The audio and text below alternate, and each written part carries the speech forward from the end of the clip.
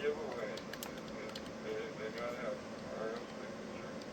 But man, our military, our intelligence agencies, and other three-letter agencies have so many different forms of surveillance. I mean, we live in a surveillance state. It's not just RF.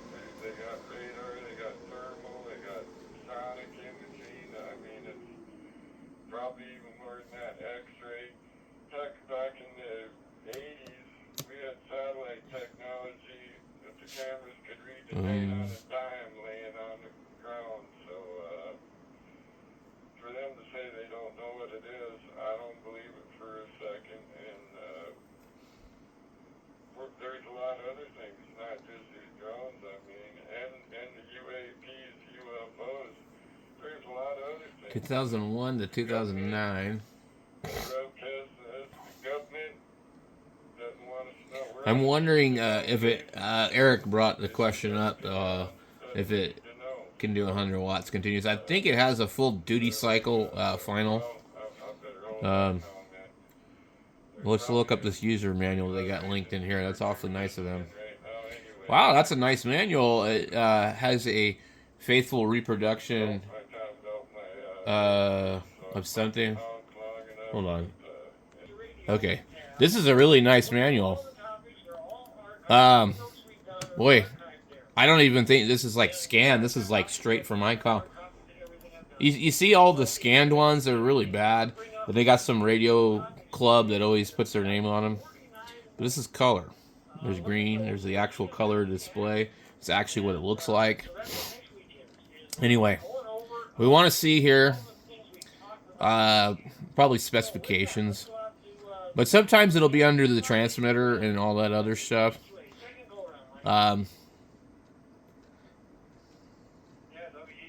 It's so hard to read these on a phone, but on a computer, man, it's so much easier than looking through the manual.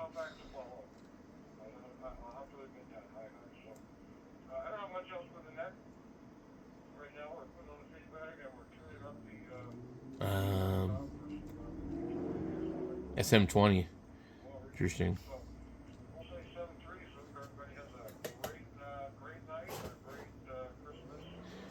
Starting to get kind of cold in here again. I'd love to get an external speaker.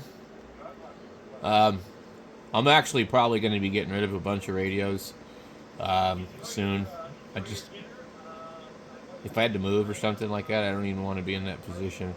Or like getting rid of 20-something radios. You can take them all with you, but I don't use them all. You know, there's some of them that are just like, I don't know, like the Kenwood Twins that I bought and some other stuff.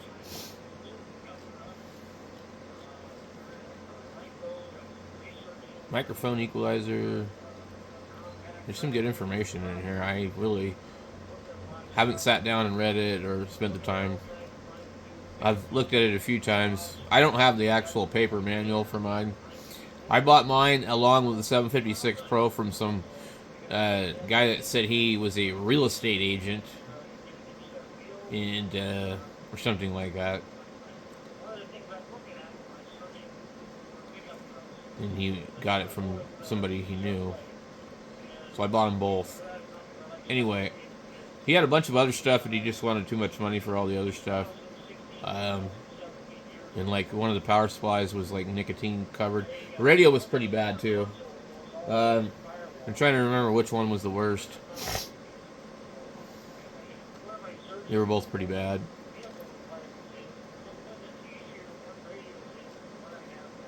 Linear amplifier.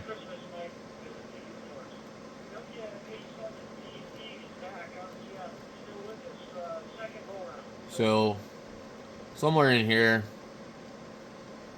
especially when we're talking about RTTY, it may say, do not run this, full.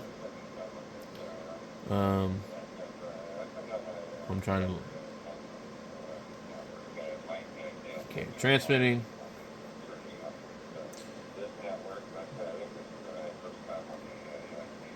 Okay. Operating CW. There won't be a problem with that. CW reverse mode, pitch, keying.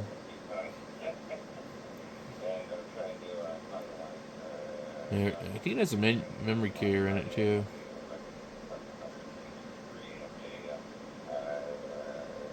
This is the menu used to set the cotton test serial number and count up trigger. Oh, interesting. I mean, it does a lot of things. Okay, operating RTTY FSK. Before operating, it doesn't say anything about like don't run full power. I don't see anything so far. RTT.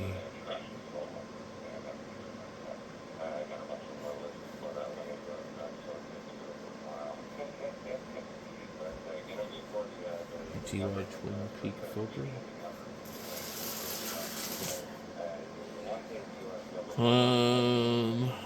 Let's see, bandwidth. It's it is a decoder. I didn't know that. I knew the 756 did. There's actually RTTY net. Other than that, I don't really think there's much activity. Um, I heard them one day on 80 meters, and they were using NetLogger. Now I couldn't get it to work, and I was conversating with them on NetLogger, and they were explaining what I needed to do to make it work on the 7300 that I had at the time. Yeah, there's been a few radios that I've owned more than once. 7300 and the 891 are a couple of those radios. And I've owned several Kenwood 450s and several FT 101s. I think other than that, I have had two 756 Pros and two different 101 or 1000 MPs, a Mark V and then an original.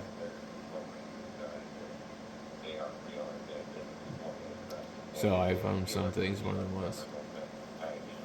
Alright, so I'm not sure if it's going to be in here. Usually, they don't always say it in the manual, but it'll be like in the advertisement brochure. It'll say, this radio is 100% duty cycle for contesting or for whatever, you know. Semi break-in. Speech compressor. Transmit filter. Frequency split. Measuring the SWR. The 746 has a built-in circuit for measuring antenna SWR. No external equipment is necessary. Spot measurement, plot measurement. Okay. Memory channels. Memory channels. I wonder if it says anything about the 60 meter band. Memory clearing. Programming scan edges. Assigning names. Oh, you can put names in here. Alpha tags. I forgot about that.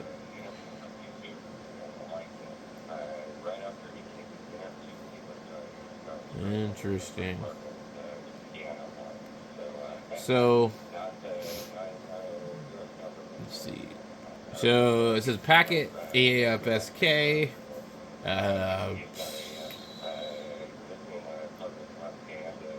Says rotate the RF power to set the output power.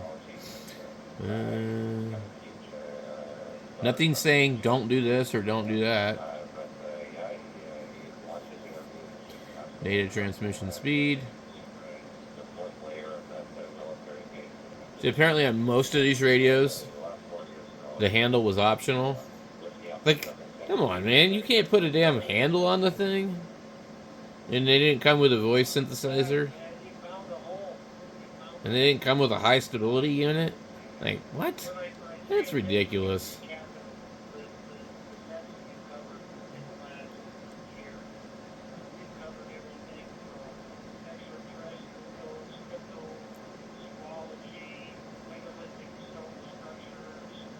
What is this? You calibrate the marker back here. Well, interesting.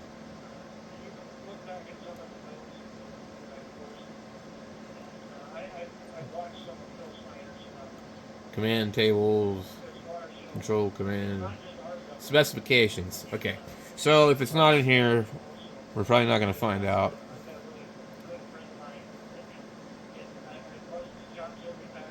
It says 50 to 40 watts on AM, 50 to 100 watts on SSB, CW, RTTY, and FM. Sideband is PSN modulation, which I don't really know what that is. Phase something shift. Does not have. Doesn't have a rating for that.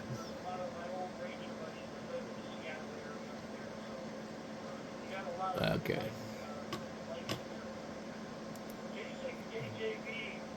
Let's try. Duty. Oops. The die-cast aluminum chassis and large cooling fan helps stabilize the PA, providing 100% full-duty cycle operation. Okay. That's what I found in that, but where is this being said?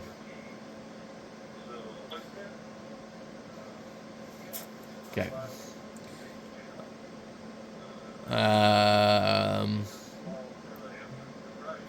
It says it right here, yeah, the die-cast chassis fan. So I wonder,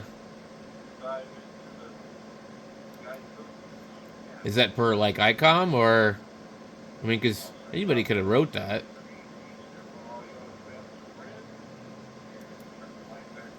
Okay.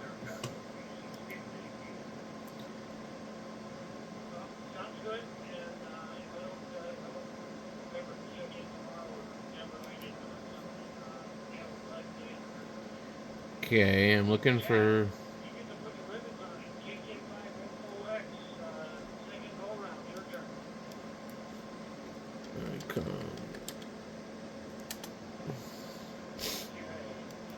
Let's see if we can find something on it here. I see 746.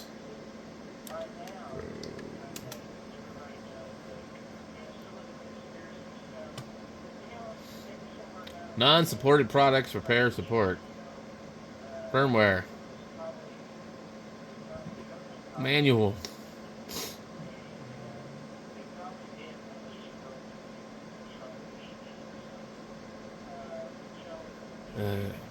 Let's see. Media.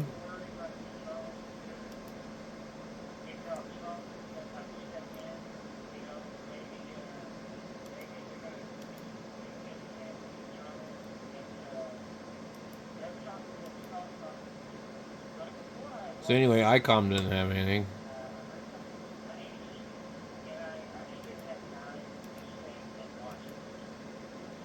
Yeah, hard to say. Like, let's see.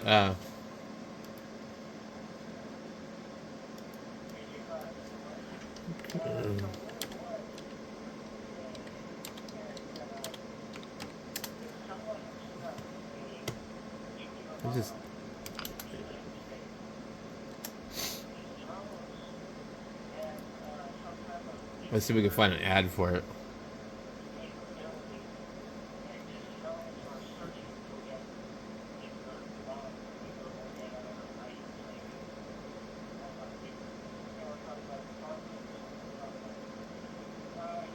No, I've got magazines that have the ads in them for this radio. So I can just always do that instead. I can look it up, but I'd really like to see somebody selling the brochure right here. Okay. We can look at this, and this will usually give us what we're looking for. This is what I was trying to find. So there's the ad for the radio. And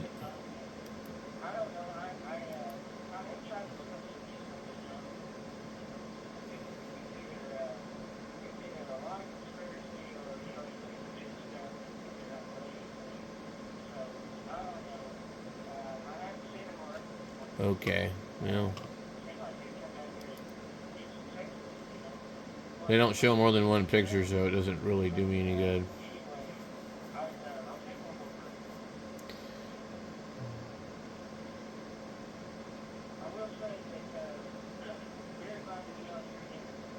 Huh.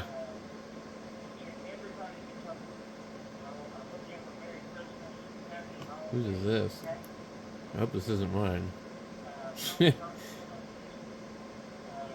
Doesn't look like my video. Never know, it might be.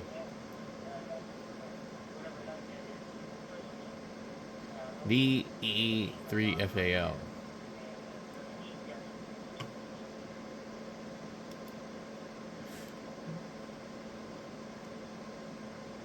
Interesting, they have a logbook. So let me look up advertisement. Is that it here? The Internet Archive. Product review.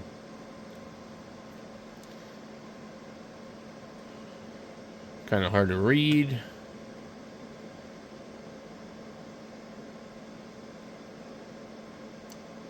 We would be reprinted with permission from QST May 2002. What I do is I just come in here and look at this. That's fucking cool. That's pretty awesome. So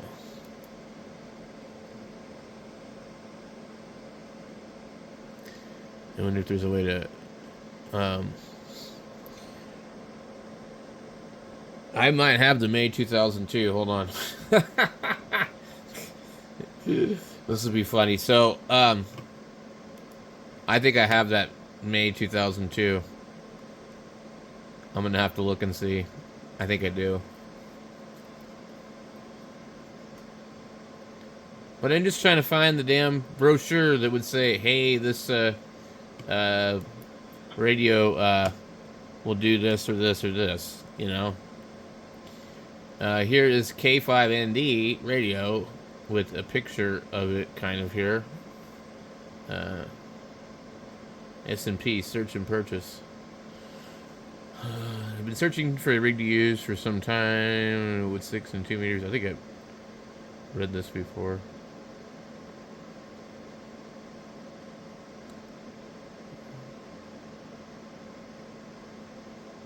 Yeah, I've seen this before. Oh yeah, he did all sorts of weird fucking crap to this thing.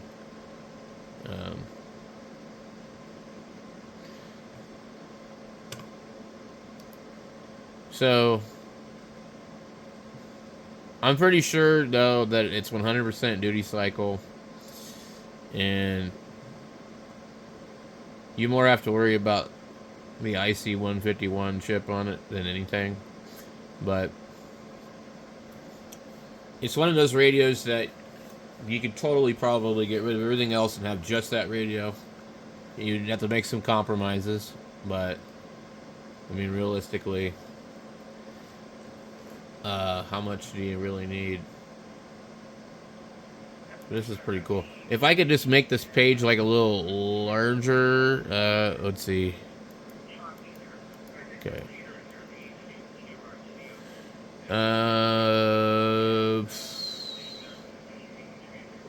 It appears that icom is not yielding any momentum, and it's all DSP transceiver recorder.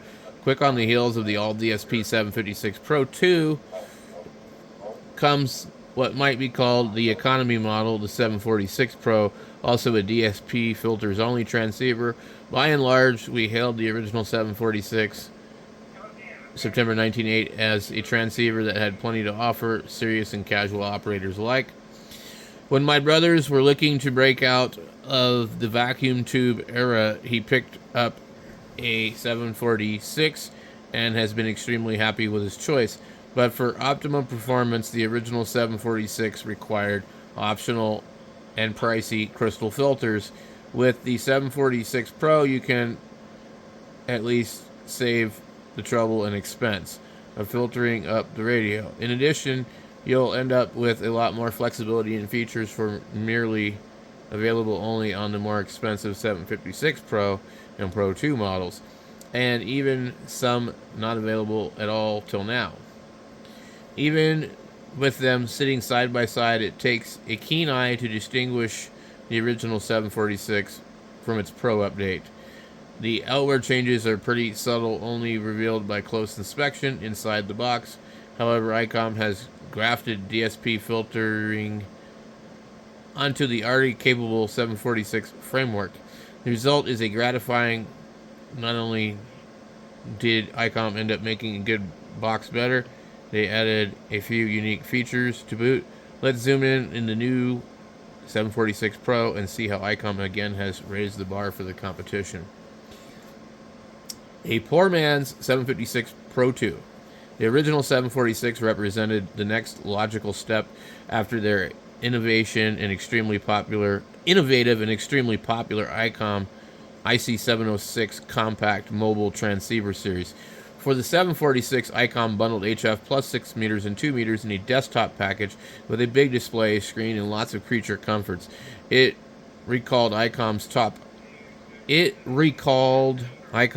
end 781 and closely resembled the much more recent 756. With its full reliance on DSP, the new 746 Pro seems to owe more to the 756 Pro and Pro 2. However, ICOM ads have been touting the fact that the 746 Pro shares the same power plant as the Pro 2, and particularly for budget conscious, this makes the choice between the 746 Pro and the 756 Pro 2 all the more difficult. No, there's no delicious color screen or throwback nostalgia analog meter, but the 746 offers performance that's comparable with that of its pricier sibling, including all-mode 2-meter capability that even the 756 Pro neglected to add. The 746 features essentially all of the same bells and whistles found on the original model, plus most of those that the Pro 2 offers. There are even a few new wrinkles too. ICOM fixed at least a couple of things we'd faulted on the original model. What's new? Outwardly, a couple of labels have been changed on the front panel where the 746 had a APF ANF automatic peak filter button. The new 746 Pro bears A/notch label. The APF is history, but with the new DSP system, you won't miss it.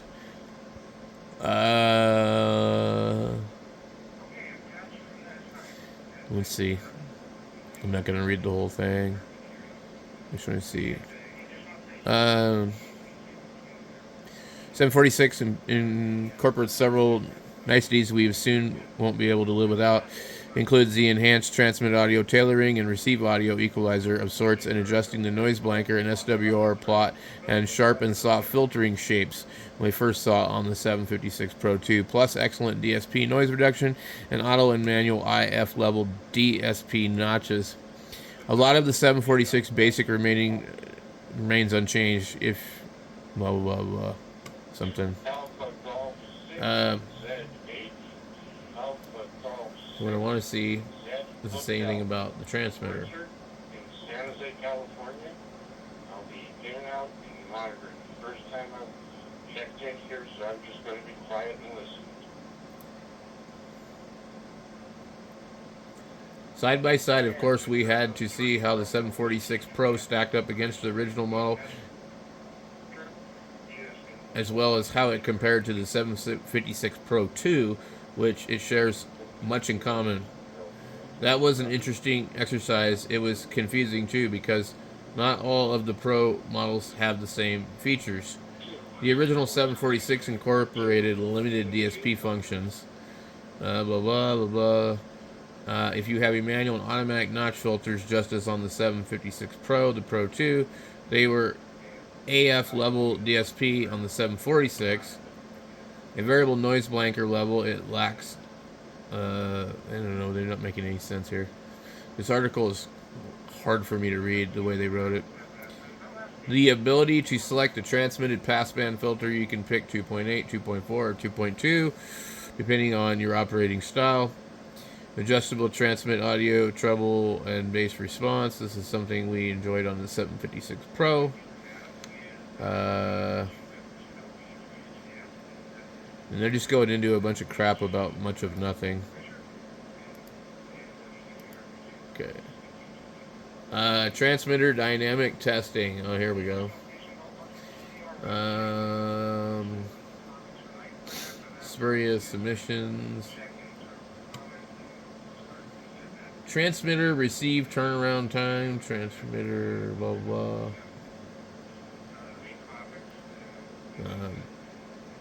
Measured in the ARRL labs.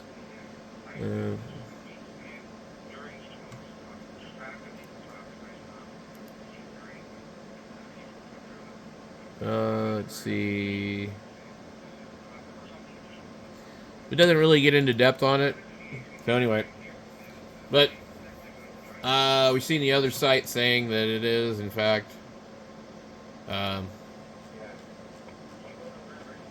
100%. So I shall take their word for it, Universal Radio.